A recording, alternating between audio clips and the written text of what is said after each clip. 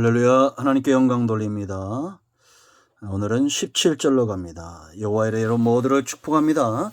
오늘도 반드시 하나님의 은혜가 우리 모두에 함께 할 것을 믿습니다. 기도합니다. 하나님 감사합니다. 영광과 존귀가 우리 하나님께 있습니다. 온 마음으로 하나님을 사랑하며 예배합니다. 주의 백성들을 축복하시고 약속의 말씀들을 듣고 깨닫고 믿음에서는 은혜로운 시간이 되게 하옵소서. 하나님을 사랑하되 마음을 다하고 뜻을 다하고 힘을 다하고 목숨까지 다 하나님을 사랑하고 우리 자신처럼 이웃을 사랑하기를 원합니다. 이 사랑이 깊어지게 하시옵소서.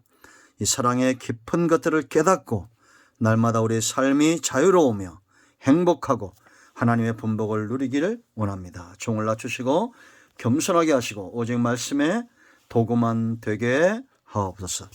예수님의 이름으로 사모하며 축복하며 기도합니다. 아멘.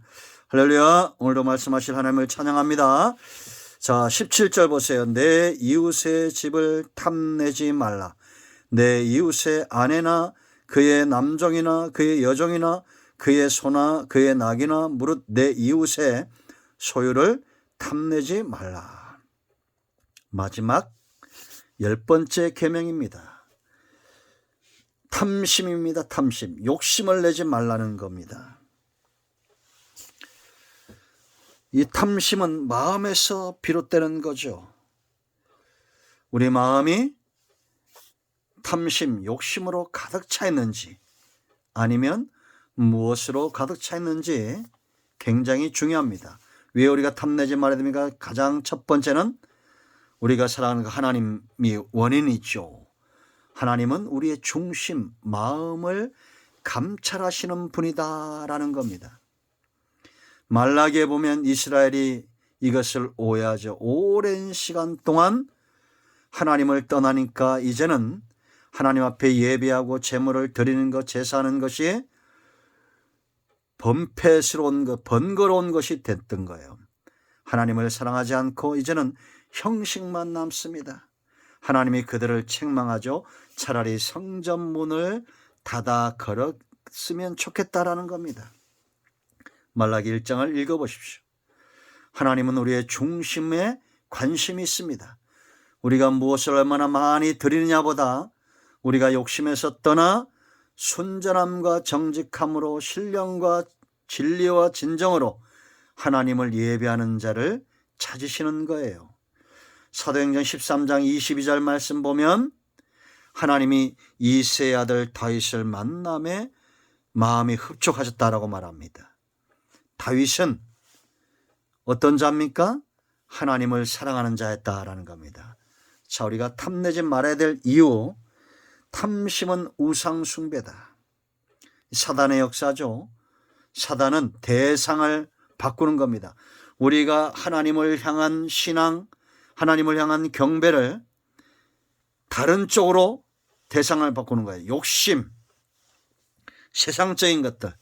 이 땅에 있는 모든 종교는 다 생명이 없죠. 나무에게 절하고 돌에게 절하고 그러합니다. 세상의 법전들은 그 마음을 제어하는 법은 없어요. 행위를 제어하지. 그런데 오직 성경만 우리의 중심 탐심을 제어하는 법이 제정되어 있다. 왜냐?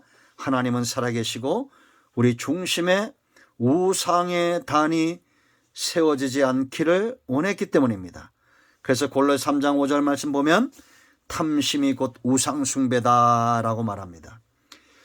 여러분, 바로가 출애굽기 10장 24절 말씀 보면 흑암 재앙이 일어나니까 모세를 불러서 양과 소는 두고 너희 어린 것들을 데리고 광야로 가라고 말합니다. 우리가 출애굽기 재앙하면서 말씀을 들었죠. 바로가 귀신같이 하는 거예요. 지금 이스라엘의 탐심을 움켜잡은 겁니다. 그들이 소와 양을 아끼기 때문에 그것을 사로잡고 있으면 저들이 떠날 수 없다는 것. 그러나 모세가 뭐라 말합니까? 그럴 수 없다라고 말하죠. 왜냐? 하나님께 제사하고 제물로 드려야 된다라는 겁니다. 여러분, 지금도 우리가 하나님께 드려야 될 시간과 물질과 우리의 중심이 탐심으로 가득 차서 하나님의 것을 도둑질하면 안 됩니다. 여러분, 탐심은 또한 세 번째 모든 죄의 출발이 된다, 이렇게 보시면 돼요. 여러분, 야고보서 1장 4절 14절과 15절 말씀 보면 사람이 시험을 받는데 왜 그런지 아십니까? 오직 각 사람이 시험을 받는 것은 자기 욕심에 끌려 미혹됨이니 그 다음에 욕심이 잉태한 즉 죄를 낳고 죄가 장성한 즉 사망을 낳느니라. 탐심, 욕심에서 시작된 것은 반드시 사망에 이르게 해요. 죄를 짓게 하기 때문입니다. 여러분, 성경에 많은 사람들이 있는데 탐심을 이야기할 때 우리가 두 사람을 이야기할 수 있겠죠. 그 외에도 많습니다. 발락 보세요. 여러분, 발람. 민수기 22장과 24장에 이 발람 거짓 선지자, 베드로서 2장 15절 말씀 보면 그들이 바른 길을 떠나 이스라엘 말합니다. 미혹되어 부올의 아들 발람의 길을 따르는도다. 그는 불의의 삭슬 사랑하다 그럽니다. 불의의 삭슬 사랑하다가 자기의 불법으로 말미암아 책망을 받되 말하지 못하는 나귀가 사람의 소리로 말하여 이 선지자의 미친 행동을 저지하였느니라. 성경이 참 무섭죠. 미쳤다고 말합니다. 이 발람 선지자가 미친 행동을 누굴 통해서? 나귀, 짐승만도 못한 사람이 되어졌다. 탐심입니다. 그러니까 여러분, 사도행전 5장 1절로 11절 우리가 잘 아는 아나니아 삽비라 보세요. 하나님께 드려야 될 것을 도둑질했다가 죽임을 당합니다. 탐심이 무섭습니다. 그런데 이 탐심을 극복한 사람들의 이야기가 또한 있죠. 초대교회 보세요, 여러분. 사도행전 2장 44절로 45절, 4장 34절 말씀을 보면 초대교회는 가난한 자, 핍절한 자가 없었다라고 말합니다. 왜냐? 있는 자들이 나누어 주고 함께 공유했기 때문에. 이랬던 초대교회도 6장 가면 구제 때문에 시험에 듭니다. 히브리파, 헬라파 과부들이 구제에 빠지는 것 때문에, 구제 문제 때문에 다툼이 일어나요. 여러분, 초대교회가 어떤 교회입니까? 성령의 역사가 강력하게 일어났던 그런 교회 아닙니까? 3장에서 안전병에 일어나는 기적이 일어나고 옥문이 열리는 기적이 일어나고, 그런 교회도 탐심 앞에 한순간 흔들렸다는 것.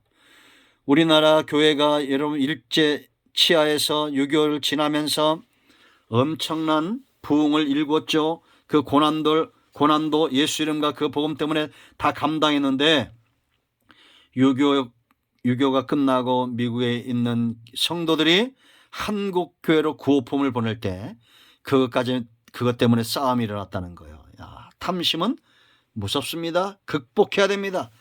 이 극복한 사람이 또 있어요. 사도행전 9장 36절로 40절, 항상 구제에 힘썼던 도르가가 있었죠.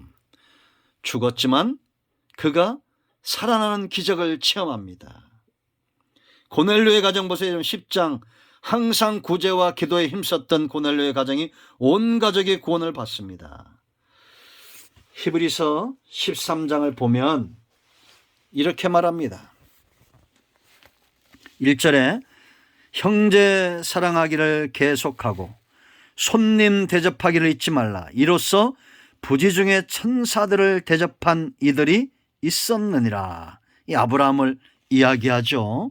너희도 함께 갇힌 것 같이 갇힌 자를 생각하고 너희도 몸을 가졌은즉 학대받는 자를 생각하라. 여러분, 성도는 이제 정리합니다. 탐심을 쳐서 복종시켜야 됩니다. 우리는 욕심의 노예가 아니라 성령 안에 사로잡힌 하나님의 자녀, 그것도 상속자입니다. 아버지의 마음을 아는 상속자. 그러므로 우리가 가진 것들을 흘려보내는 축복의 통로가 되어야 됩니다. 눈을 잘 관리하십시오. 귀를 잘 관리하고 탐심이 우리 눈에 들어오지 못하도록 말씀과 기도하는 것들에 고넬료처럼 도르가처럼 전무하시고 아브라함처럼 부지 중에 천사를 대접했던 사람들처럼 그렇게 대접하기를 힘쓰고 하나님이 내게 주셨으니 다시 돌려보내는 일에 힘써야 됩니다. 돈이 생기니까 집을 바꾸고 차를 바꾸고 우리가 삶을 바꾸고 물론 하나님의 풍족한 은혜를 누리는 것이 굉장히 중요해요. 그러나 나 자신보다 죽어가는 영혼들을 위해서 힘써야 됩니다.